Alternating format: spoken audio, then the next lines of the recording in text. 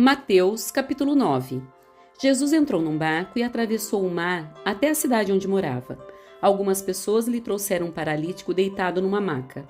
Ao ver a fé que eles tinham, Jesus disse ao paralítico: "Anime-se, filho, seus pecados estão perdoados." Alguns mestres da lei disseram a si mesmos: "Isso é blasfêmia." Jesus, percebendo o que pensavam, perguntou: "Por que vocês reagem com tanta maldade em seu coração? O que é mais fácil dizer? Seus pecados estão perdoados? Ou levante-se e ande?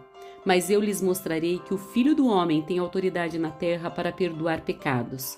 Então disse ao paralítico: "Levante-se, pegue sua maca e vá para casa." O homem se levantou e foi para casa. Ao ver isso, a multidão se encheu de temor e louvou a Deus por ele ter dado tal autoridade aos seres humanos. Enquanto Jesus caminhava, viu um homem chamado Mateus sentado onde se coletavam impostos. "Siga-me", disse-lhe Jesus, e Mateus se levantou e o seguiu. Mais tarde, na casa de Mateus, Jesus e seus discípulos estavam à mesa, acompanhados de um grande número de cobradores de impostos e pecadores. Quando os fariseus viram isso, perguntaram aos discípulos: "Por que o seu mestre come com cobradores de impostos e pecadores?" Jesus ouviu o que disseram e respondeu: "As pessoas saudáveis não precisam de médico, mas sim os doentes." E acrescentou: "Agora vão e aprendam o significado dessa passagem das Escrituras. Quero que demonstrem misericórdia e não que ofereçam sacrifícios, pois não vim para chamar os justos, mas sim os pecadores." Os discípulos de João Batista foram a Jesus e lhe perguntaram: "Por que seus discípulos não têm o hábito de jejuar como nós e os fariseus?"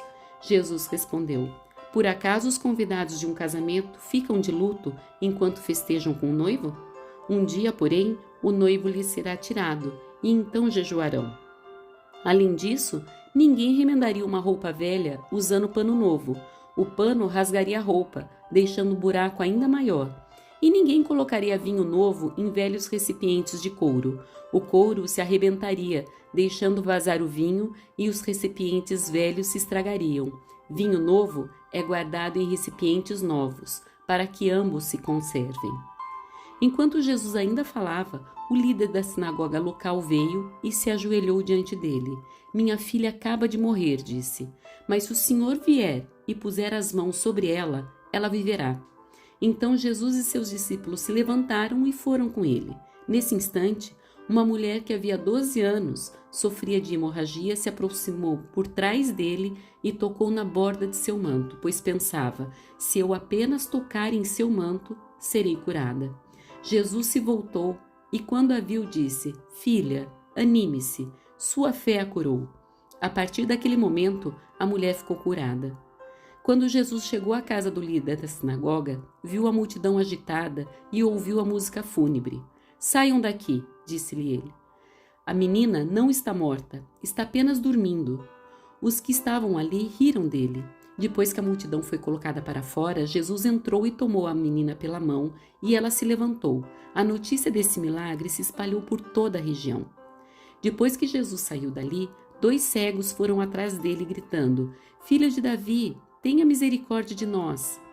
Quando Jesus entrou em casa, os cegos se aproximaram e ele lhes perguntou: "Vocês creem que eu posso fazê-los ver?"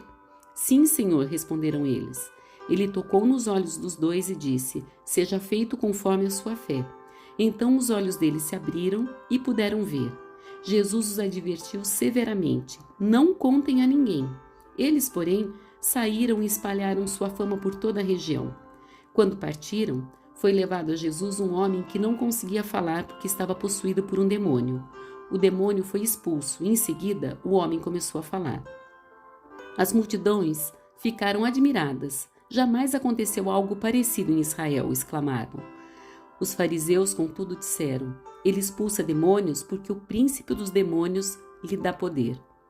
Jesus andava por todas as cidades e todos os povoados da região, ensinando nas sinagogas, anunciando as boas novas do reino e curando todo tipo de enfermidade e doença. Quando viu as multidões, teve compaixão delas, pois estavam confusas e desamparadas, como ovelhas sem pastor. Disse aos discípulos: "A colheita é grande, mas os trabalhadores são poucos. Orem ao Senhor da colheita, peçam que ele envie mais trabalhadores para seus campos."